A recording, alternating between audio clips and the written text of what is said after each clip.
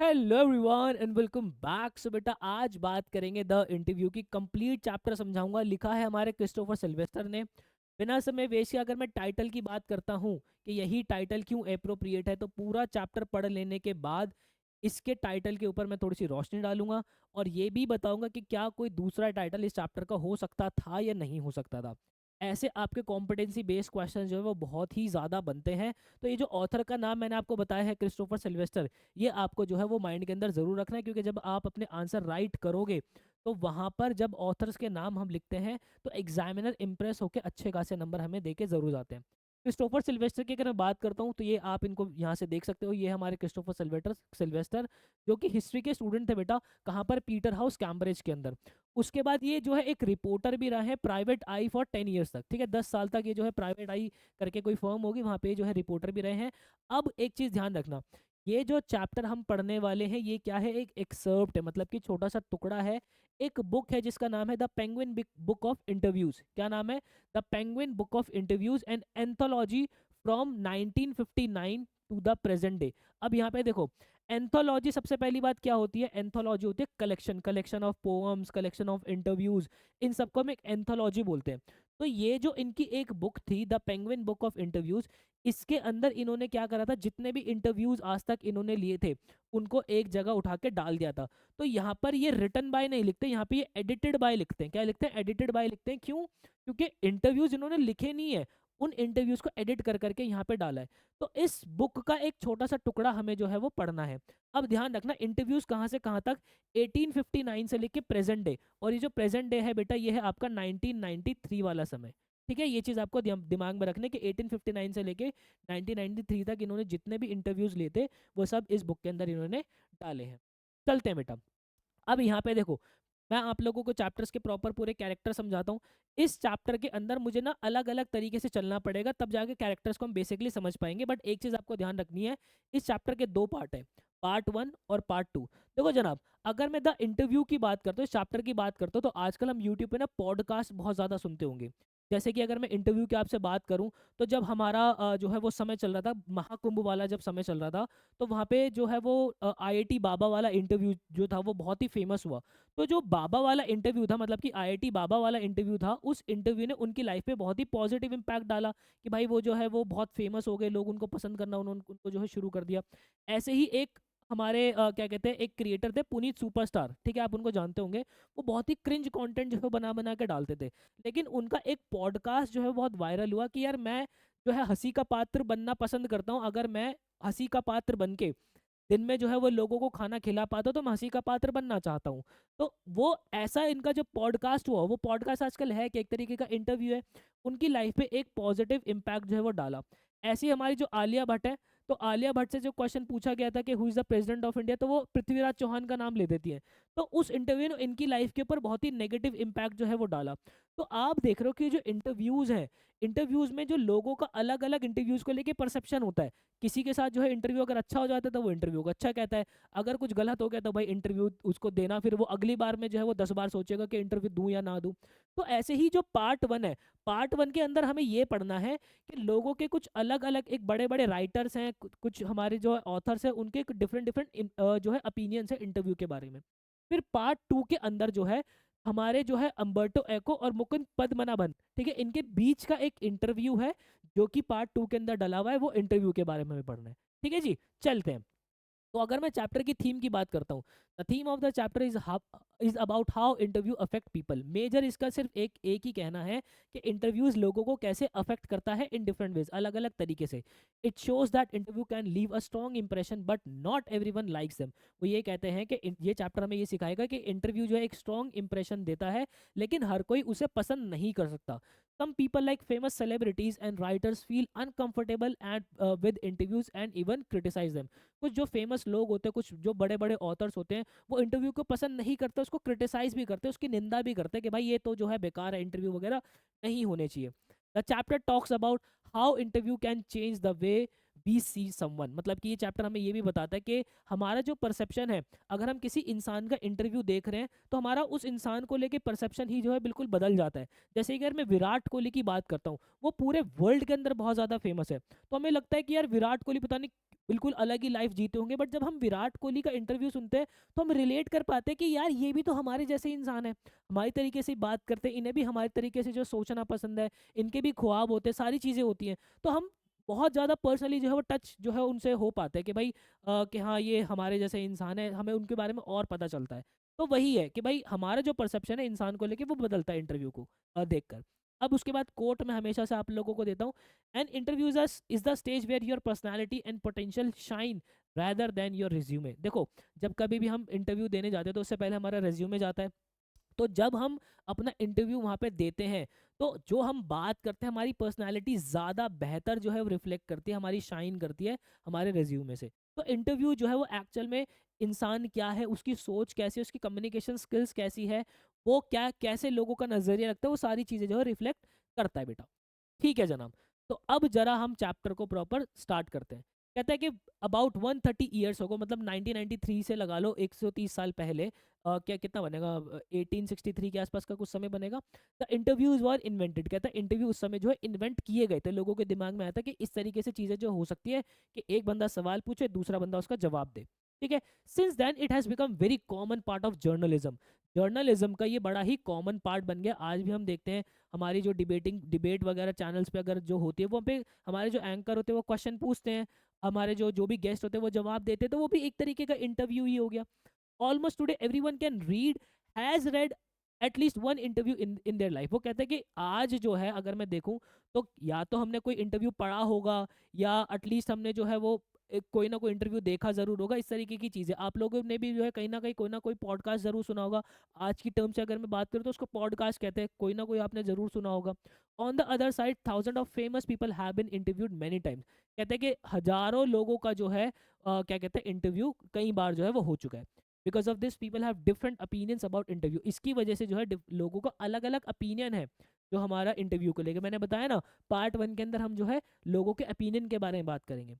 How useful they are, के interview कितने useful है, how they should be done, ये कैसे कंडक्ट कराने चाहिए, and how good they really are, वो ये कितने ज़्यादा अच्छे हैं इंटरव्यूज, ऐसे लोगों के अलग अलग परसेप्शन है। Some people even say that interviews can show the real truth. कुछ लोगों का ये भी कहना है कि जो इंटरव्यूज है वो असली सच्चाई हमें बताते हैं, and that doing a good interview is like an art. और जो इंटरव्यू करना भी एक तरीके की कला है। ये एक्चुअल में इंटरव्यू करना, एक अच्छा इंटरव्यू करना एक तरीके की कला है बेटा। फिर उसके बाद some people usually famous people feel that interview has bad thing. कुछ फेमस लोगों का ये भी मानना है कि इंटरव्यू जो है खराब चीज़ है। They think interview disturb there private life and make them feel less important. उनका ये मानना है कि क्या कहते हैं जो इंटरव्यू है उनकी प्राइवेट लाइफ को इम्पैक्ट करता है, उसको खराब करता है और उनको लेस इंपॉर्टेंट पर्सन जो है वो बनाता रहता है। कुछ लोगों का ये भी मानना है। In some old cultures people believe that if someone took your photo they were stealing your soul. पुराने ज़माने में तो ये भी कहा जाता था कि अगर कोई तुम्हारी फ़ोटो भी ले ले, फ़ोटो क्लिक भी कर ले, तो तुमसे तुम्हारी आत्मा जो है वो ले ले। In the same way some celebrities feel an interview takes away part of them. इसी तरीके से कुछ सेलिब्रिटीज़ को ये भी लगता है कि इंटरव्यू जो है उनकी लाइफ का कोई ना कोई हिस्सा उनसे ले लेता है। ऑब्वियसली वो कुछ ना कुछ शेयर करते हैं तो लोग भी उसके बारे में जान पाते हैं, तो ऐसा लगता है कुछ ना कुछ उनकी लाइफ का हिस्सा जो है वो चला गया है। ठीक है, तो अलग अलग परसेप्शन है। अब यहाँ पे मैं कुछ राइटर्स, कुछ ऑथर्स के जो है वो जिक्र करूंगा, उनका इंटरव्यूज के बारे में क्या क्या कहना है। सबसे पहले मैं आपको बता दूं, हम बात करेंगे वीएस नैपॉल की। देखो, ये जो वीएस नैपॉल के नीचे जितना भी लिखा, अगर मैं आगे आपको स्लाइड्स दिखाऊं, आगे आपको स्लाइड्स दिखाता हूँ, जैसे ये रुडियार किपलिंग हो गया, इनके नीचे वाला जो पार्ट है ये आपका एनसीईआरटी में नहीं दिया हुआ। एनसीईआरटी के नीचे वाला अगर आप बॉर्डर देखोगे, उसको फुटर देखोगे, तो वहाँ पे थोड़ी थोड़ी सी बातें ये सारी जो है वो लिखी हुई हैं। तो मैं आपको इन राइटर्स के बारे में, ऑथर्स के बारे में भी प्रॉपर सारी चीज़ें बता दूंगा, और ये नाम आपको जरूर याद रखने होंगे जब, क्योंकि आंसर्स लिखोगे तो इनका जिक्र आपको होगा। तो सबसे पहले वीएस नैपॉल की अगर मैं बात करूं, आप देख सकते हो इन्होंने ना बहुत जो है ट्रैवल किया डिफरेंट डिफरेंट कंट्रीज़ के अंदर, और जो है अपनी बुक्स वगैरह भी इन्होंने लिखा है, और इनकी इंडिया के बारे में भी जो है कुछ ना कुछ अपनी ऑब्जर्वेशन रही है, काफ़ी सारी डॉक्यूमेंट्रीज वगैरह भी इन्होंने लिए। और इंडिया के बारे में जो बुक थी वो कौन सी थी, the land of his ancestors. ठीक है, ये थी, और इनको नोबेल प्राइज़ मिला था 2001 के अंदर। ठीक है, लिटरेचर में इनको नोबेल प्राइज़ मिला था। अब वीएस नेपाल के इंटरव्यू के बारे में क्या कहना था कि interview can hurt people and make them lose something inside themselves, कि इंटरव्यू जो है वो लोगों को हर्ट करता है और उनके अंदर कुछ ना कुछ जो चीज़ें होती है वो खो देते हैं। ये वीएस नेपाल का मानना था, मतलब कि ये इंटरव्यू को पसंद नहीं करते थे। देन उसके बाद लुइस कैरोल, देखो लुइस कैरोल के बारे में तो एनसीईआरटी में ही जो है लाइनों के अंदर ही लिखा हुआ है। तो लियोस लियोस कैरोल के बारे में बस ये जानना है कि ऑथर थे किसके, एलिस वंडरलैंड के, ठीक है। एलिस इन वंडरलैंड करके एक बुक है इनकी, इसके ये ऑथर थे। ये बिल्कुल इंटरव्यू को हेट करते थे, ठीक है। He didn't like been treated like a celebrity, उनको जो है ना सेलिब्रिटी की तरह ट्रीट करना ही पसंद नहीं आता था कि खुद को कि लोग मुझे जो है सेलिब्रिटी की तरह माने, ये अपने आप को बड़ा ही आम आदमी सा समझते थे। सो ही अवॉइडेड इंटरव्यूज, इंटरव्यूज को ये पसंद करते थे। लोग उनसे जो मिलना चाहते थे, इनसे ऑटोग्राफ लेना चाहते थे, ये जो है वो ज़्यादा लोगों से मिलते नहीं थे। फिर उसके बाद जो है उन्होंने बाद में जो है अपनी स्टोरीज वगैरह बताई कि वो लोगों से जो है एक्चुअल में डरा करते थे। तो ये भी इंटरव्यू को पसंद नहीं करते थे। पहला नाम हमारा क्या हो गया, वीएस नेपाल। हमारा दूसरा नाम क्या हो गया, लुइस कैरोल। दोनों ही इंटरव्यू को पसंद नहीं करते। तीसरा नाम हमारा क्या है, रुडियार्ड किपलिंग। देखो रुडियार्ड किपलिंग जो है, इनका जो है बहुत ही नेगेटिव ओपिनियन था इंटरव्यूज को लेकर, ठीक है। यहाँ पे उनकी वाइफ जो थी कैरोलिन, वो क्या लिखती है, वो लिखते हैं उनकी जो डायरी होती है उसमें 14 अक्टूबर 1982 को वो लिखती है that their whole day was ruined by two reporters from Boston. Boston के 2 रिपोर्टर थे जिन्होंने उनका पूरा दिन जो है वो बिल्कुल खराब कर दिया था। अब यहाँ पे जो है उसके बाद में वो ये भी बताते हैं कि क्या कहते हैं, she road that Kipling told the reporters, उन्होंने ये भी बताया कि किपलिंग जो है रिपोर्टर्स को बताते हैं कि मैं इंटरव्यूज पता है क्यों मना करता हूँ, बिकॉज दे आर इमोरल। वो बताते हैं कि मॉरल ही नहीं है, ये मॉरल वैल्यूज के खिलाफ है, इंटरव्यूज लेने ही नहीं चाहिए, ये एक तरीके का क्राइम है। ये जो है एक ऐसा है कि तुम किसी इंसान को अटैक कर रहे हो, ठीक है। जो इंटरव्यू लेता है उसको जो है वो पनिशमेंट मिलनी चाहिए, और ये बिल्कुल ही कावर्ड और डिस्गस्टिंग चीज है, ठीक है। कहते हैं कि कोई भी इज्जतदार जो आदमी होगा वो कभी इंटरव्यू के लिए ना ही पूछेगा, और कोई भी इज्जतदार पर्सन जो है वो इंटरव्यू नहीं देगा। इनका जो है रुडियार्ड किपलिंग का जो है बहुत ही ज्यादा नेगेटिव इम्पैक्ट जो है इंटरव्यूज को लेकर है, ठीक है। But surprisingly part this few years earlier Kipling himself had interviewed mark Twain, ठीक है। किपलिंग ने जो इससे पहले खुद भी जो है इंटरव्यू लिया था किसका, मार्क ट्वेन का। जो भी नाम था आप ध्यान इसकी प्रोनाउंसिएशन देख लेना। अगर मैं किपलिंग की आपसे बात करूँ तो इनकी बुक थी एक द जंगल बुक, ठीक है। इसके बड़े फेमस जो है ये ऑथर थे, और ये जो बुक थी ये हर बच्चे ने जो है वर्ल्ड वाइड जो है बहुत ही ज़्यादा पसंद की थी। तो ये रुडियार्ड किपलिंग के बारे में आप जान सकते हो। हालांकि अगेन मैं कह रहा हूँ, रुडियार्ड किपलिंग कौन थे, उनको कहाँ पे नोबेल प्राइज मिला, ये सब कोई भी नहीं पूछने वाला। बस इनका क्या पॉइंट ऑफ व्यू था इंटरव्यू को लेके, ये आपको समझना है। कि भाई रुडियार्ड किपलिंग कहते थे कि ये तो भाई एक तरीके का क्राइम है, इमोरल है, पनिशमेंट मिलनी चाहिए। लुइस कैरोल कहते थे भाई, वो कहते थे कि वो बिल्कुल पसंद ही नहीं करते थे इंटरव्यूज को, ठीक है। वो लोगों को जो है वो मिलना ही पसंद नहीं करते थे। वीएस नेपाल का कहना है कि ये लोगों को हर्ट करता है। ये 3 बातें आपको दिमाग में रखनी है। फिर उसके बाद जो है एक है एच जी वेल्स, ठीक है। एच जी वेल्स जो है उनका बड़ा ही डिफिकल्ट और स्ट्रेसफुल एक्सपीरियंस रहा है इंटरव्यू को लेके, लेकिन 40 साल बाद जो है वो रशियन लीडर जोसेफ स्टेलिन का खुद इंटरव्यू लेते हैं। मतलब कि हमारे जो क्या कहते हैं एच जी वेल्स है, जिनकी एक बुक भी है द इनविजिबल मैन। जब मैं क्लास 12th के अंदर था तो वहाँ पे हमारी एक नॉवल लगी हुई थी, वो थी invisible man, H G Wells. मेरे को उसी टाइम से याद है। एच जी वेल्स की अगर मैं बात करूँ तो ये कौन थे, आपकी साइंस फिक्शन की जो है स्टोरीज वगैरह बहुत ज़्यादा लिखते थे। और इनकी जो फेमस थी बुक्स, कौन कौन सी नॉवल्स थी, द टाइम मशीन, ठीक है, the invisible man, the war of the words, ये कुछ फेमस इनकी बुक्स थी। तो यहाँ पे इनका भी ये कहना था कि इनका बहुत ही स्ट्रेसफुल और बहुत ही डिफिकल्ट एक्सपीरियंस रहा है। लेकिन 40 साल बाद ये जोसेफ स्टालिन का जो है इंटरव्यू लेते हैं। अब जोसेफ स्टालिन कौन है भाई, ये है हमारे जोसेफ स्टालिन, जो कि रशिया के रेवोल्यूशनरी थे, ठीक है, बहुत ही मतलब पॉलिटिकल लीडर थे।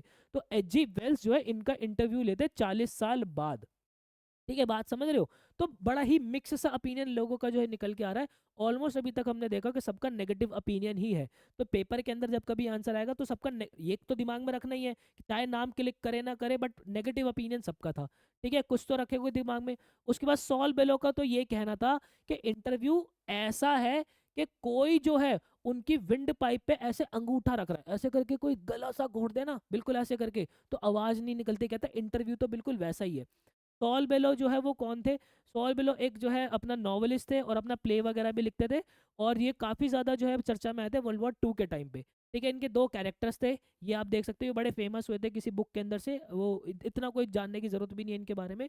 ठीक है, और इनको नोबेल प्राइज मिला था 1976 के अंदर। अगेन कह रहा हूँ, ये हमारे जो है सॉल बिलो है, इनको कब नोबेल प्राइज मिला था ये सारी चीजें कोई भी नहीं पूछने वाला। इनका क्या कहना था इंटरव्यू को, ये इंपॉर्टेंट है। इनका कहना था कि भाई इंटरव्यू ऐसा लगता है कि कोई जो है अंगूठा ही रख देता है विंड पाइप पे। ठीक है, मतलब गला घोंट देने वाली बात कहते हैं। फिर उसके बाद जो है, even though interview have many problems, interview जो है वो काफ़ी सारी प्रॉब्लम्स जो है वो क्रिएट करता है, they are still very useful in way of communication. ये जो है कम्युनिकेशन के लिए बहुत ही ज़्यादा यूजफुल है। जो राइटर हमारे डैनिश ब्रियान, आप देख सकते हो ये हमारे डैनिश ब्रियान है, वो कहते हैं कि today more than ever before we understand and know people mostly through interviews. हम लोगों को जो है वो ज़्यादा जान पाते हैं उनके इंटरव्यूज देखकर। मैंने देखा ना कि भाई लोगों को कितनी, उसकी इंसान की कितनी समझ है, कितनी नॉलेज रखता है वो, ये सारी चीज़ें हमें उसके इंटरव्यू से बेहतर पता चलती है। ठीक है, अगर कोई कह रहा है कि भाई देश का पहला प्रधानमंत्री जो है वो पृथ्वीराज चौहान था, तो उसका आईक्यू लेवल कहाँ होगा, ये भी आप सोच सकते हो। ठीक है, most people information reaches because one people ask question and other person answers. ठीक है, जो मोस्टली इंफॉर्मेशन हमारे तक पहुंचती है क्योंकि एक इंसान जो है वो सवाल पूछता है, दूसरा उसका जवाब देता है। ठीक है, देन उसके बाद ये कहता है कि जो इंटरव्यूअर होता है, जो इंटरव्यू कंडक्ट कराता है, जो एंकर्स होते हैं, वो बड़े पावरफुल पर्सन होते हैं क्योंकि वो पूरे इंटरव्यू को जो है वो क्या कहते हैं अपने अलग ही डायरेक्शंस के अंदर घुमा सकते हैं। ठीक है, तो वो बड़ा ही इन्फ्लुएंशियल रोल जो है वो निभाते हैं उस इंटरव्यू के अंदर, वो इंटरव्यू को कैसी भी डायरेक्शन जो है वो दे सकते हैं। तो ये इनका कहना था। ठीक है भाई, तो यहाँ पे जो हमारे डेनिस ब्रायन है, इनका ये कहना था कि भले ही इंटरव्यू के काफ़ी ज़्यादा नेगेटिव चीज़ें हैं, बट लोगों के बारे में हम बेहतर जान पाते हैं इंटरव्यू की वजह से ही। और जो इंटरव्यू कंडक्ट कराता है वो बड़ा पावरफुल सा पर्सन होता है, वो इन्फ्लुएंशियल रोल जो है वहाँ पे निभाता है क्योंकि वो इंटरव्यू को किसी भी डायरेक्शन में लेके जा सकता है। फिर उसके बाद अभी हमारा पार्ट 1 खत्म हो गया। अब यहाँ पे दो लोग हैं पार्ट 2 के अंदर। कौन है? एक तो हमारे मुकुंद पद्मनाभन और एक हमारे अम्बर्टो एको। इन दोनों की पिक्चर आप देख सकते हो। यहाँ पर जो है इन दोनों का जो भी इंटरव्यू हुआ था उसका भी एक छोटा सा ही टुकड़ा अपने को पढ़ना है। पूरा इंटरव्यू नहीं पढ़ना, बस छोटा सा ही टुकड़ा अपने को पढ़ना है। ठीक है भाई, तो सबसे पहले हम मुकुंद पद्मनाभन के बारे में थोड़ा सा जान लेते हैं। ये द हिंदू न्यूज़पेपर से थे। अम्बर्टो एको का इन्होंने क्या लिया था, इंटरव्यू लिया था। इनको जो है इनका काम ये था कि इनके सवाल पूछने किससे, अम्बर्टो एको से। अम्बर्टो एको कौन है, अब ये जान, थोड़ा ध्यान से समझो जरा। अम्बर्टो एको एक प्रोफेसर थे, कहाँ पे, university of bologna in Italy, Italy के जो है वो प्रोफेसर थे। उसके बाद इनके बड़े फेमस जो है वो आइडियाज थे किसके, सबसे पहले सिमियोटिक्स। सिमियोटिक्स होता है आपकी साइन लैंग्वेज, मतलब कि साइन लैंग्वेज के बारे में जानते थे, उसके बारे में लिखते थे, उसके बारे में रिसर्च भी करते थे, पेपर्स वगैरह भी जनरेट करते थे। लिटरेचर के बारे में भी ये जो है इन्होंने बहुत कुछ लिखा है। ठीक है, मतलब कि इनको साइन लैंग्वेज भी आती है, इन ये लिटरेचर को भी जो है लिखते हैं। ये मिडेवल आर्ट के बारे में भी जानते हैं, मिडेवल आर्ट भी करते हैं, मतलब जैसे जो हिस्ट्री के टाइम पे जो चित्रकला वगैरह ये सब बनती थी ना, पेंटिंग्स वगैरह बनती थी, राजा की पेंटिंग्स वगैरह, इनको ये भी आता, मतलब कि बिल्कुल मल्टी टैलेंटेड पर्सन कि भाई बहुत सारी चीजें कर रहे हैं। ठीक है, मतलब कि देखो, प्रोफेसर भी है, प्रोफेसर इन्होंने आगे आपको पता चलेगा कि इन्होंने पीएचडी भी की है, थीसिस वगैरह भी की है, रिसर्च भी इन्होंने की है। ठीक है, साइन लैंग्वेज भी जानते हैं, लिटरेचर भी जानते हैं, मिडेवल आर्ट भी जानते हैं, तो मल्टी टैलेंटेड पर्सन है भाई।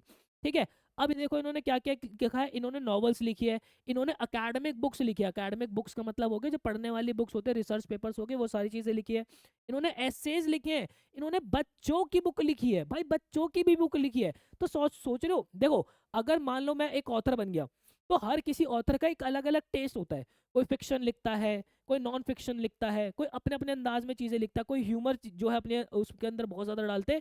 ये तो मल्टीपल चीजें कर रहे हैं। ठीक है, और जो है वो न्यूज़पेपर के आर्टिकल्स भी लिखते थे। कितने टैलेंटेड बंदे हैं ये समझ लो। ठीक है भाई, फिर उसके बाद 1980 के अंदर इनकी जो एक नॉवल थी, नॉवल का नाम था द नेम ऑफ द रोज। ठीक है, ये बहुत ही फेमस हुई थी, जिसकी लगभग लगभग 10 मिलियन कॉपी जो है वो बिकी थी। तो ये आपको जो है अम्बर्टो एको के बारे में थोड़ा सा याद रखना है। अब जरा इनके बात, इन दोनों के बीच में जो भी कॉन्वर्जेशन हुई है वो हमें समझना है। तो यहाँ पे सबसे पहले स्टार्टिंग क्या हो रही है, हमारे जो अम्बर्टो एको है वो ये कहते हैं कि भाई मैं एक प्रोफेसर हूँ जो कि संडेज को लिखता हूँ, ये अम्बर्टो एको का कहना है। तो मुकुंद सबसे पहले उनसे पूछते हैं कि राइटर जो हमारे डेविड लॉज है, उनका कहना है उनको समझ में नहीं आता कि तुम इतनी सारी चीजें कैसे कर लेते हो। अम्बर्टो एको वहां पे ये कहते हैं कि तुम्हें लगता होगा कि मैं बहुत सारी चीजें कर रहा हूँ, बट मैं एक्चुअली जो है एक सेम टाइप का काम जो है वो कर रहा हूँ। कहते हैं सेम टाइप का काम, इसका तुमसे तुम मुकुंद पूछते कि तुम्हारे से क्या मतलब हो गया, मतलब अगर हम देख रहे हैं तो आप बच्चों की किताब भी लिख रहे हो, आप रिसर्च पेपर भी लिख रहे हो, आप जो है नॉवेल्स भी लिख रहे हो, आप कई तरीके के काम कर रहे हो, ये एक कैसे हो गया। अंबर्टो एको कहते हैं ये थोड़ा सा मुश्किल है कह पाना है, थोड़ा सा एक्सप्लेन करना जो है वो थोड़ा सा मुश्किल है। I am interested in deep ideas, मैं थोड़े से डीप आइडियाज में जो है इंटरेस्टेड होता हूँ। I follow these ideas in everything I right, और ये जो डीप आइडियाज होते हैं ना, इसको जो भी मैं लिखता हूँ उसके अंदर अपना यूज करता हूँ। कहते हैं वो अब जो भी वो लिखते हैं इसका मतलब वो चाहे अपनी एकेडमिक बुक लिखे, वो कोई नॉवल लिखे, वो कोई बच्चों की बुक लिखे, वो अपने डीप आइडियाज इनके अंदर जो है वो यूज करते हैं। और वो डीप आइडियाज क्या है उसकी भी मैं बात करूंगा। My children's books also talk about peace and non violence. वो कहते हैं कि मेरी जो बच्चों की भी किताब है ना, वो भी शांति और नॉन वायलेंस की बात करती है। So my all writing comes from the same idea. मेरी जो सारी लिखावट है ना, वो सिर्फ एक ही आइडिया से जो है वो निकल के आती है। फिर वो क्या कहते हैं कि मेरा एक छोटा सा स्मॉल सीक्रेट भी है। If you remove all the empty spaces in the universe and inside every atom the universe will become as small as my fist। वो कहता है कि एक छोटा सा मैं तुम्हें जो है अपना एक सीक्रेट बताता हूँ कि अगर तुम इस सारे यूनिवर्स में से जितना भी खाली स्पेस है उसको निकाल दोगे, जैसे कि एक एटम, जैसे अगर हम एटम के स्ट्रक्चर की बात करते हैं, ये एटम हो गया, इसके अंदर यहाँ पे जो है वो न्यूक्लियस हो गया पॉजिटिव, यहाँ पे ये क्या होते हैं अपने इलेक्ट्रॉन्स होते हैं कुछ इस तरीके से, और बीच में ये सारा खाली स्पेस है। वो कह रहा है इस संसार में से अगर तुम सारा खाली स्पेस निकाल दोगे, जिस तरीके से एक एटम में से खाली स्पेस निकाल दोगे, तो ये पूरा वर्ल्ड जो है एक मुट्ठी के अंदर मेरे पास आ जाएगा। ठीक है, इतना छोटा हो जाएगा। वो इस बात को थोड़ा सा एक्सप्लेन करते हैं, कहते हैं in the same way our lives are so many empty times. हमारी जिंदगी के अंदर बहुत छोटे छोटे खाली समय होते हैं। I call these empty times interstices. मैं इन छोटे खाली समय को जो है जो खाली समय में मिलते हैं, इनको मैं इंटरस्टिसेस बोलता हूँ। मतलब कि खाली समय क्या हो गया, जैसे कि अगर मान लो मैं वॉशरूम के अंदर बैठा हूँ, हालांकि ये बहुत ही खराब एग्जाम्पल मैं ले रहा हूँ, बट ठीक है, मान लो अगर मैं वॉशरूम के अंदर बैठा हूँ, तो वो जो 5-7 मिनट होंगे, मैं जब आप लोगों की एज के अंदर था, तो मुझे जो है मतलब 12th तक भी जो है मुझे वो 20-25 तक टेबल्स नहीं याद होते थे। बट मैंने एक बार ठान लिया था कि नहीं यार, मुझे वो टेबल जो है वो याद करने हैं। तो वो जो मेरा ये वाला समय होता था, मैं उस टाइम पे जो है एक टेबल वगैरह माइंड के अंदर जो है याद करता रहता था, तो उस खाली समय को मैं इस्तेमाल करता था। आज के दिनों के अंदर हम क्या करते हैं, हमारे पास जो खाली समय होता है वो स्क्रॉल कर दिया। भाई इंस्टाग्राम स्क्रॉल ही कर रहे हैं, इंस्टाग्राम स्क्रॉलिंग चल रही है, और वो स्क्रॉलिंग करते करते जो एक्चुअल में यूजफुल समय होता है वो भी बर्बाद कर देते हैं। तो अंबर्टो एको कहते हैं कि जिंदगी के अंदर ना हमारे पास बहुत सारे खाली समय होते हैं, मैं उन खाली समय को जो है इस्तेमाल करता हूँ। कहते हैं कि जैसे कि अगर तुम जैसे एलिवेटर से आ रहे हो, जैसे कि तुम अगर मान लो तुम नीचे से मेरे पास ऊपर एलिवेटर से आ रहे हो, तो जितनी देर में मैं तुम्हारा इंतजार करूंगा ना, तो मैं वो इंतजार नहीं करूंगा। वो इंतजार करने का जो समय है वो एक खाली स्पेस है, और मैं इस छोटे छोटे समय को इस्तेमाल करूंगा, मैं कुछ ना कुछ इसके अंदर से जो है वो लिख ही लूंगा। और जब तक तुम नीचे वाले फ्लोर से मेरे पास थर्ड फ्लोर पे आओगे, इतनी देर में मैं एक आर्टिकल लिख चुका हूँ। फिर वो थोड़ा सा हंस जाते हैं। तो मतलब कि वो बताते हैं कि मैं खाली खाली समय को बहुत इसका अच्छे से उपयोग करता हूँ। ठीक है, और हमारे पास भी जो छोटे छोटे समय होते हैं, इसका मैं अच्छे से जो है इस्तेमाल करना चाहिए। मैं ये नहीं कह रहा कि फ्री समय जो है आपके पास नहीं होना चाहिए, फ्री समय भी बहुत ज़रूरी है, वो एंटरटेनमेंट का टाइम भी बहुत ज़रूरी है। आपको मैं आगे ये चीज़ फील कराऊंगा कि अंबर्टो एको ये भी कहते हैं कि भाई एंटरटेनमेंट मैं भी लेता हूँ, बट होता क्या है कि जो भी मेरे पास एक्चुअल में समय जो मुझे मिलता है उसका मैं बेस्ट इस्तेमाल उसका करता हूँ। तो एंटरटेनमेंट के साथ साथ जो खाली समय है उसको बेस्ट इस्तेमाल आप भी किया करो बेटा। अब उसके बाद मुकुंद उनसे पूछते हैं कि everyone can not use the time the way you do. कहते हैं सब तुम्हारे तरीके से जो है वो थोड़ी ना समय को इस्तेमाल कर सकते हैं। Your non fiction and scholarly writing feel fun and personal. कहते हैं कि जो तुम्हारी नॉन फिक्शन किताबें हैं और जो तुम्हारी स्कॉलरली राइटिंग है, स्कॉलरली राइटिंग का मतलब हो गया जो तुम पीएचडी के टाइम पे तुमने थीसिस वगैरह देखी होगी, जो रिसर्च पेपर जो तुमने दिए थे, वो भी बड़े मजेदार लगते हैं यार।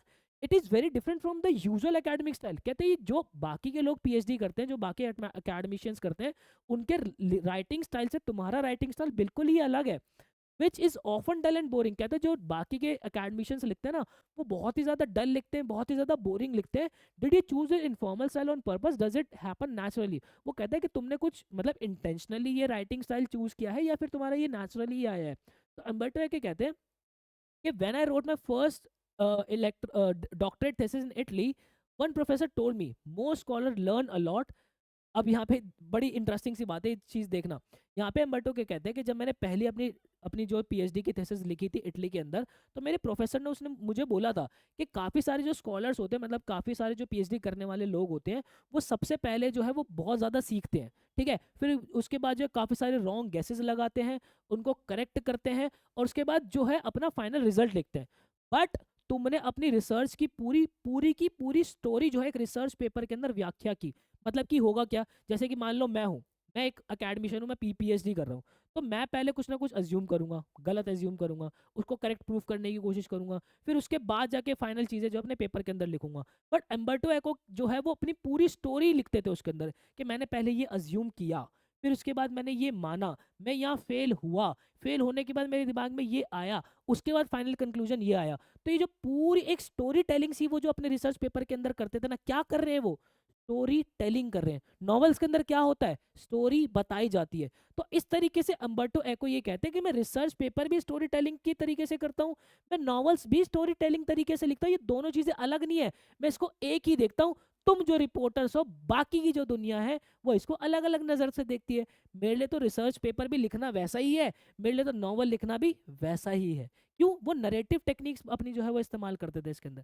ठीक है, कहते थे कि तुम अपनी जो उसके जो इनके प्रोफेसर थे अम्बर्टो एको को, वो बताते थे कि तुम अपनी मिस्टेक्स भी उसके अंदर जो है वो मेंशन करते हो। तो जब कोई रीडर उसके रिसर्च पेपर पढ़ता है तो वो बहुत ही फन वे के अंदर उसको रीड करते हैं कि यार इस बंदे ने अपनी पूरी मिस्टेक्स भी लिखी हुई है इसके अंदर, बाकी के लोग ऐसा नहीं करते। He also said that I was right, teacher ने उनको बताया, उनके प्रोफेसर ने उनको बताया कि वो समय वो बिल्कुल सही थे, और इन द एंड उन्होंने जो है उनकी थीसिस जो है पब्लिश की as a book. He actually appreciated my style. Umberto Eco के प्रोफेसर ने उनके स्टाइल जो है बहुत अप्रिशिएट किया। फिर अम्बर्टो एको बताते हैं कि जब मैं 22 साल का था, I realise that academic book should tell a story of how the research has happened. वो यहाँ पे ये कहते हैं कि जब मैं 22 साल का था, मुझे ये रियलाइज हो गया था कि जो हमारी जो एकेडमिक बुक्स है उसके अंदर भी स्टोरी होनी चाहिए, कि ये जो लिखा गया है इसके पीछे की रिसर्च किस तरीके से दिमाग में आई। दैट्स वाई माई ऐसे फील लाइक स्टोरी। इसी तरीके से जो मेरे एसेज हैं वो एक स्टोरी की तरह लगता है। And may be that is also why I started writing novels very late, around the age of 50। और यही कारण है कि जो मैंने नॉवल्स जो लिखना शुरू की वो थोड़ा सा लेट शुरू किया, लगभग 50 साल के बाद। उनके एक फ्रेंड थे रोलैंड, जो कि always felt that he wrote essays and not novels. वो हमेशा से सोचते थे कि वो जो है वो ऐसे लिखते, नॉवेल्स नहीं लिखते। He wanted to write creatively, वो क्रिएटिवली लिखना चाहते थे, but he died before he could try. वो उससे पहले ही मर गए, वो ट्राई करने से पहले ही मर गए। कहते हैं मेरे पास वो फीलिंग नहीं है। ठीक है, मैंने तो अपनी नॉवेल्स लिखनी तो बस ऐसी ही जो है वो शुरू कर दी थी, क्योंकि क्या कहते हैं मैं अपना रिसर्च पेपर वगैरह अपना जो है वो मस्त फन तरीके से लिखता था, तो मैंने नॉवेल्स भी शुरू कर दी। One day I was free with nothing to do, so I began writing. कहते हैं एक दिन मैं खाली बैठा था तो मैंने लिखना शुरू कर दिया, and I enjoyed because I like story telling, क्योंकि मैंने इसको इन्जॉय किया, क्योंकि मुझे स्टोरी टेलिंग जो है वो बहुत ही पसंद थी। तो ये अम्बर्टो एको का कहना था कि मैं अलग अलग काम नहीं करता मेरे भाई, मैं एक ही काम करता हूँ। तो मुकुंद कहते हैं कि टॉकिंग अबाउट नॉवल्स, चलो तुम्हारे नॉवल्स की बात करते हैं। कहते हैं पहले तुम जो है एक एकेडमिक की तरह फेमस थे, ठीक है, बट उसके बाद the name of the rose you become extremely famous as novelist. कहते हैं कि तुम बाद में जो एक नॉवलिस्ट की तरह बहुत फेमस हो गए। You have written 5 novels, but you have written more than non fictional books. वो कहते हैं तुमने 5 नॉवल लिखी है, बट तुमने जो है वो क्या कहते हैं तुमने काफ़ी सारी नॉन फिक्शनल बुक्स लिखी है, एटलीस्ट मोर देन 20। वो कहते हैं लगभग 20 से ज़्यादा। वो कहते हैं मोर देन 20। कह रहा है भाई क्या बात कर रहा है, 20 से ज़्यादा? अरे वो भाई 40 लिखी है, मोर देन 40, 40 से ज़्यादा लिखी है। देख रहे हो यहाँ पे उसके दिल पे मार देगा भाई कि तुमने 20 ही लिखा। कह रहा है भाई 40 से ज़्यादा लिखी है। ठीक है, कहते हैं कि and among them is an important books on semiotics, जिसमें से इन 40 से ज़्यादा किताबों में से सबसे इंपॉर्टेंट किताब जो है उनकी सिमियोटिक्स पे है। But when people talk about you they mostly से ओ ही इज़ अ नॉवलिस्ट। कहते हैं लेकिन जब लोग तुम्हारे बारे में बात करते हैं अम्बर्टो, तो लोग तो कहते हैं कि वो नॉवलिस्ट है। क्या तुम्हें ये चीज़ अपसेट करती है? अम्बर्टो के कहते हैं हाँ थोड़ा अपसेट तो करती है। मतलब कि वो कह रहा है, यहाँ पे वो कह रहा है कि तुम अकेडमिशियन भी थे, एक अच्छे उस तरीके से भी फेमस हुए, फिर जो तुम्हारी बुक थी द रोज, ठीक है, द नेम ऑफ द रोज, वो फेमस हुई तो लोग तुम्हें नॉवलिस्ट की तरह कहने लग गए। कह रहे कि तुमने काफी सारी किताबें लिखी, लगभग लगभग 20 से ज्यादा। कह रहा है भाई 20 से ज्यादा नहीं मेरे दादा, 40 से ज्यादा, जिसमें से सिमियोटिक्स में भी फेमस थी। तो वो कहता है कि चलो अब तुम्हें लोग नॉवलिस्ट कहते हैं, क्या तुम्हें ये चीज़ अपसेट करती है? वो कहता है हाँ करती तो है थोड़ा बहुत, बिकॉज मैं अपने आप को एक यूनिवर्सिटी का प्रोफेसर मेनली देखता हूँ। वो मेनली अपने आप को यूनिवर्सिटी का प्रोफेसर देखते हैं, जो कि सिर्फ नॉवल संडे के वाले दिन लिखता है, फुर्सत वाले दिन जो है संडे को लिखता है। कहता है मैं मजाक ही नहीं कर रहा, मैं जो है वो अकेडमिक कॉन्फ्रेंसेस जाता हूँ, मैं राइटर के ग्रुप्स में नहीं जाता, मैं जो है पेन क्लब मीटिंग्स में नहीं जाता, मैं कहाँ जाता हूँ, मैं अकेडमिक कॉन्फ्रेंसेस में जाता हूँ, because I feel I belong to the academic world. मुझे लगता है कि मैं अकेडमिक वर्ल्ड से बिलोंग करता हूँ। तो I understand that novels sorry, but it is okay, people know me only as a novelist. कहते हैं कि चलो ठीक है, कोई बात नहीं, लोग अगर मुझे एज अ नॉवेलिस्ट भी पसंद करते हैं और हंसना शुरू कर देते हैं, वो कहते हैं कि एटलीस्ट लोग मुझे नॉवेलिस्ट की तरह तो जानते हैं, ताकि मतलब कि मैं कम से कम लोगों तक, ज़्यादा लोगों तक एज अ नॉवेलिस्ट पहुंच तो रहा हूँ। I can not expect 1 million people to read my book on semiotics, but मैं जो है वो सिम्योटिक्स वाली किताब से ये एक्सपेक्ट नहीं कर सकता कि मैं 1 मिलियन लोगों तक जो है पहुंच जाऊँ।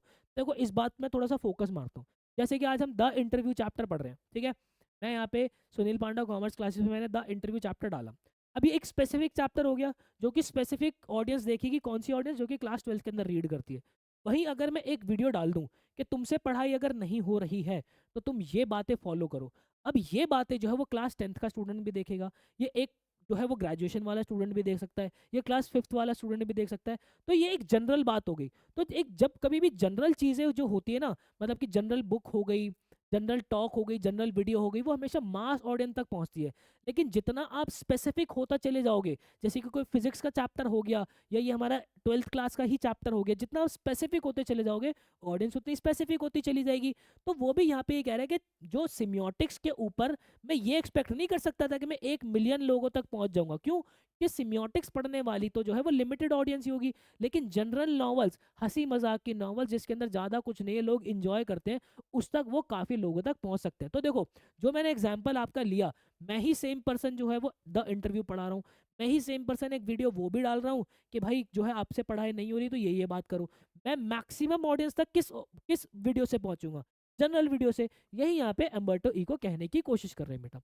अब उसके बाद मुकुंद उनसे कहते हैं कि अब यहीं से मेरे दिमाग में एक नया सवाल आता है कि जो तुम्हारी किताब है द नेम ऑफ द रोज, वो बहुत ही सीरियस नॉवल है, ठीक है।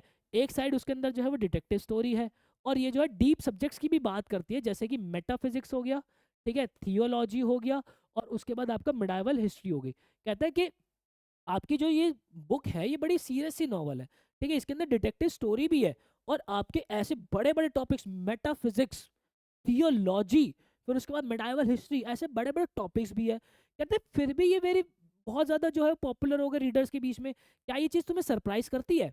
अम्बर्टो क्या कहते हैं, नहीं नहीं नहीं, ये मुझे सरप्राइज नहीं करती है, तो जर्नलिस्ट को सरप्राइज करती है और पब्लिशर्स को सरप्राइज करती है, ठीक है। They think that people only like simple and trashy books. यहाँ पर अम्बर्टो को कहते हैं कि भाई पब्लिशर्स का, जर्नलिज्म का, जर्नलिस्ट लोगों का ये मानना है कि लोगों को सिंपल और ट्रैशी कूड़े वाली चीज़ें पसंद आती है, कि भाई जो भी सिंपल सी चीज़ होगी वही जो है लोग पसंद करेंगे, ठीक है, और उन्हें जो है डिफिकल्ट रीडिंग जो है वो पसंद नहीं आती। लेकिन अम्बर्टो के कहते हैं कि पर ऐसा सत्य नहीं है। There are 6 billion people in the world, कह रहे लगभग 6 बिलियन पीपल है, और जो नेम ऑफ द रोज है उसकी अराउंड 10 से मिलियन कॉपी ही बिकी है, जो कि एक छोटा नंबर ऑफ परसेंटेज है।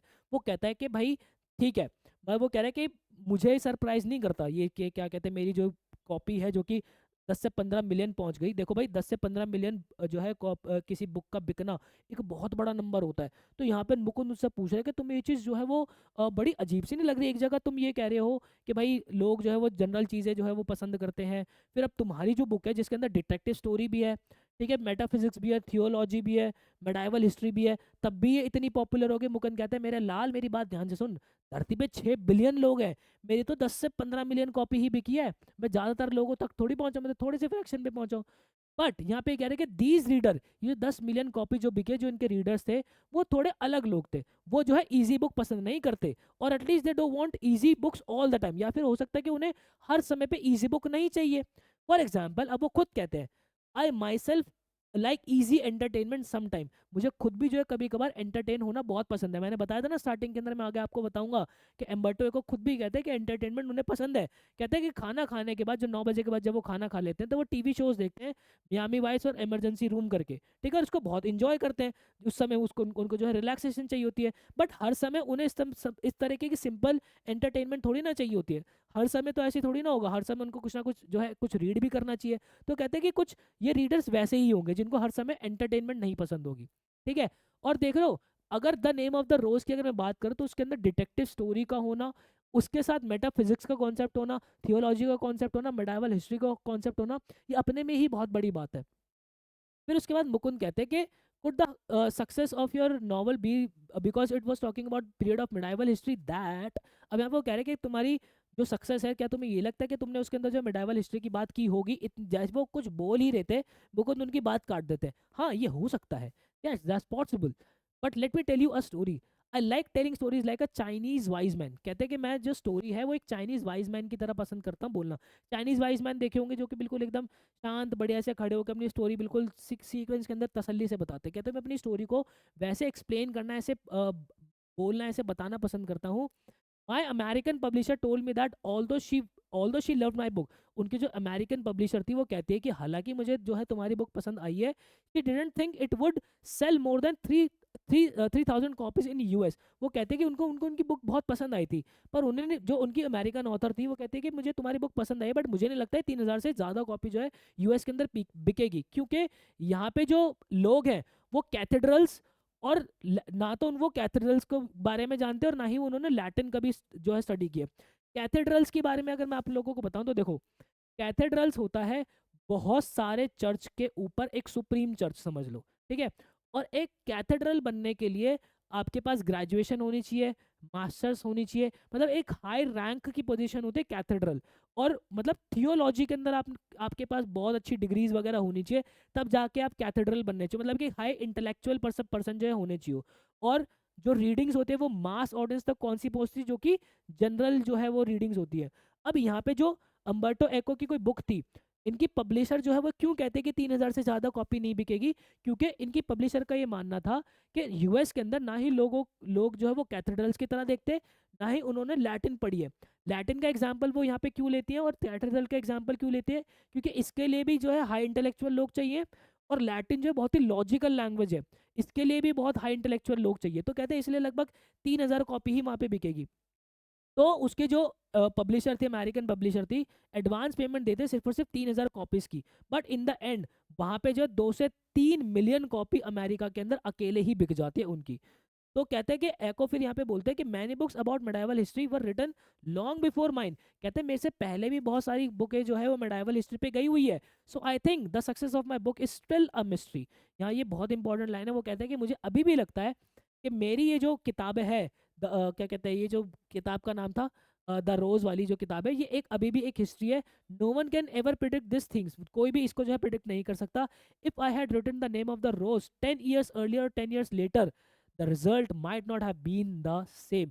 वो यहाँ पे कहते हैं कि जो एक्चुअल में चीज़ है, मैंने सही समय पे ये किताब लिखी है, अगर मैं इस किताब को 10 साल पहले लिखता या 10 साल बाद में लिखता तो इसका रिजल्ट ऐसा नहीं होता जैसा कि अभी ये इतनी 10 से 15 मिलियन बुक जो है बिक गई है। Why it is become successful at that time, nobody knows. किसी को ये नहीं पता कि ये इतनी सक्सेसफुल इस समय क्यों हो गई। It is a mystery. ये जो है अभी भी एक मिस्ट्री है। तो अगेन ये जो है एक एक्सर्प्ट था, पूरा इंटरव्यू नहीं है, इसलिए अपने को इतना ही पढ़ना है। मोरल वैल्यूज़ की अगर मैं इसकी बात करता हूँ तो हमें पीपल की जो प्राइवेसी है वो हमें रिस्पेक्ट करनी चाहिए। जैसे कि कुछ लोगों का इस चैप्टर के अंदर कहना था कि हमारी प्रीवेसी भंग जो हो जाती है, तो मैं लोगों की प्रीवेसी के जो है वो ध्यान रखना चाहिए। अगर कुछ ऐसा कंटेंट आपके सामने आ जाता है जो सामने वाला नहीं चाहता, या आपको कुछ ऐसी न्यूज़ मिल जाती है जो सामने वाला नहीं चाहता कि दुनिया जाने, तो आपको उसकी रिस्पेक्ट करनी चाहिए। ठीक है, आपकी जो पावर है आपको जो बहुत ही केयरफुली इस्तेमाल करना चाहिए। जैसे कि इंटरव्यूज जो है वो इंटरव्यू किसी भी तरीके का शेप दे देते हैं, तो अगर आपके हाथ में पावर आती है तो उसका सही इस्तेमाल आपको करना चाहिए। सत्य जो है वो बहुत ही ज़्यादा मैटर करता है। Some people believe interview can show the real truth about a person.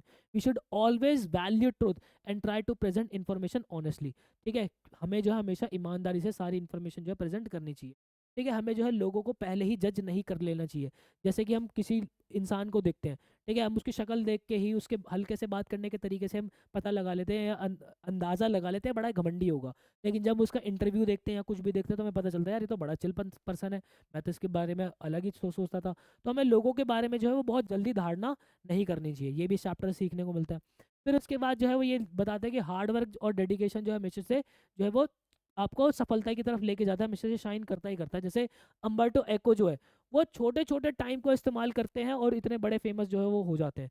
ठीक है, फिर उसके बाद सिंप्लिसिटी कैन ऑल्सो भी पावरफुल। सिंप्लिसिटी जो है वो बहुत ही पावरफुल होती है। जैसे कि अगर उनके रिसर्च पेपर की बात करूँ, वो बहुत ही सिंपल लैंग्वेज के अंदर अपनी सारी स्टोरी जो है उसके अंदर लिखा करते थे, और वो बड़े ही जो है अच्छे क्या कहते हैं बाद में फेमस पर्सन बने। ठीक है, हमें जो है वो डिफ़िकल्ट थिंग्स और इजी थिंग्स दोनों को ही जो है इंजॉय करना चाहिए। कुछ लोगों को इजी चीज़ें बहुत पसंद आती है तो वो डिफ़िकल्ट के अंदर नहीं घुसते, कुछ लोग जो है वो डिफ़िकल्ट चीज़ों के अंदर ही घुसे रहते हैं, वो इजी रीड नहीं करते। तो मैं दोनों तरीके की रीडिंग्स जो है वो करनी चाहिए। ठीक है, चलिए ये हो गया। अब सिंबलिज्म की अगर मैं बात करूँ तो यहाँ पे इंटरव्यू एक विंडो, एक खिड़की की तरह जो है हमें दिखता है, जो कि सिंबलाइज करता है इनर थॉट्स। कि जैसे इंटरव्यू होगा उसके दिल की खिड़की जो खुलेगी, उसके अंदर के जो थॉट्स हैं वो बाहर आएंगे। ठीक है, इंटरव्यू क्वेश्चंस जो है वो पावर शो कर रहे हैं, यहाँ पे सिंबलाइज क्या कर रहा है, power question, symbol of control and influence over others. ठीक है, ये जो है वो सिंबलाइज कर रहा है कंट्रोल को, ये सिंबलाइज कर रहा है इन्फ्लुएंस को दूसरे के ऊपर। ठीक है, जैसे कि अगर मान लो मैं इंटरव्यू ले रहा हूँ, ठीक है, तो मैं किसी भी डायरेक्शन के अंदर घुमा सकता हूँ उस इंटरव्यू को, तो क्या है, पावर शो हो रही है। एम्प्टी स्पेसेस जिसको इंटरस्टिसेस कहा है, उसको अपॉर्चुनिटीज यहाँ पे वो सिंबलाइज कर रहा है कि भाई उन अपॉर्चुनिटीज का अगर आपने सही से इस्तेमाल कर लिया तो अपने क्रिएटिव वर्क्स वगैरह सारी चीज़ें आप बहुत अच्छे से निभा सकते हो। जो कैथेड्रल्स और लैटिन है, ये यहाँ पे कॉम्प्लेक्सिटी नॉलेज को जो है, कॉम्प्लेक्स नॉलेज को जो है दर्शा रहा है, क्योंकि कैथेड्रल्स और लैटिन मैंने आपको बताया कि वो मतलब नॉर्मल लोग जो है वो नहीं कर पाते, तो इसलिए जो है वो deep subjects that readers can still enjoy, उसको जो है यहाँ पे, वहाँ पे ये भी दिखाया गया था कि क्या कहते हैं, उसके ऑथर को ये लग रहा था कि 3,000 कॉपीज ही बिकेगी, पर 2 से 3 मिलियन बिक गई। तो मतलब कि फिर भी यहाँ पे उन्होंने दिखाया कि जो कॉम्प्लेक्स नॉलेज है वो भी लोग पसंद करते हैं, तो ये भी यहाँ पे सिंबलिज्म जो हमें देखने को मिला।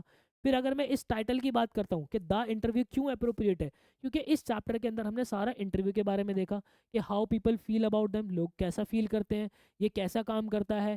ठीक है, and their power in modern communication, interview की जो पावर आज मॉडर्न कम्युनिकेशन के अंदर हमने वो देखी है। और हमने ये भी देखा है कि एक्चुअल इंटरव्यू जो था अम्बर्टो एको का, वो हमने इसके अंदर प्रॉपर देखा, तो ये टाइटल यहाँ पे परफेक्टली फिट होता है।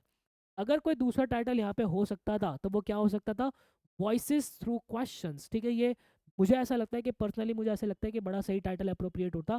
क्यों? क्योंकि यहाँ पे लोगों के जो है रियल थॉट्स बाहर निकल के आते हैं, उनकी फीलिंग्स बाहर निकल के आती है, उनकी आइडियाज जो है बाहर निकल के आते हैं उन क्वेश्चंस के थ्रू। ठीक है, बात आई समझ में, तो वॉइसेस थ्रू क्वेश्चंस एक करेक्ट यहाँ पे जो है वो टाइटल मुझे दिख सकता है। The chapter shows how interview give a voice to famous writers. यहाँ पे चैप्टर ये भी दिखाता है कि जो एक इंटरव्यू है वो कैसे आवाज़ देता है राइटर्स को। ठीक है, लोग अपनी बातें कह पाते हैं, जो थिंकर्स होते हैं जैसे कि अम्बर्टो एक हो गया, उनके आंसर्स जो हैं, जो भी वो जवाब देते हैं, हमें उनके बारे में जानने में बहुत ही बेहतर हेल्प करते हैं, हम उसको उनको और बेहतर अंडरस्टैंड कर पाते हैं। ठीक है बेटा, तो ये पूरा चैप्टर था आपका। स्टिल कोई डाउट होता है, आप मुझसे यहाँ पर जो है वो कनेक्ट हो सकते हो, और इस चैप्टर के नोट्स आपको ठीक डिस्क्रिप्शन बॉक्स के अंदर ही मिल जाएंगे, लिंक आपको वहाँ पे मिल जाएगा। तो ये था हमारा chapter. Thank you so much. आप लोगों को हमारा हैशटैग रियाज ही राज है याद होगा, क्योंकि जब जब लोग आपसे पूछेंगे, जब आप बहुत कुछ अच्छा कर रहे होगे अपनी ज़िंदगी के अंदर, कि क्या राज है, आप उनको बोलना मेरी मेहनत, मतलब कि मेरा रियाज ही। थैंक यू सो मच, मिलता है ऐसे किसी नेक्स्ट वीडियो के अंदर, मुझे दीजिएगा इजाज़त, till then bye bye and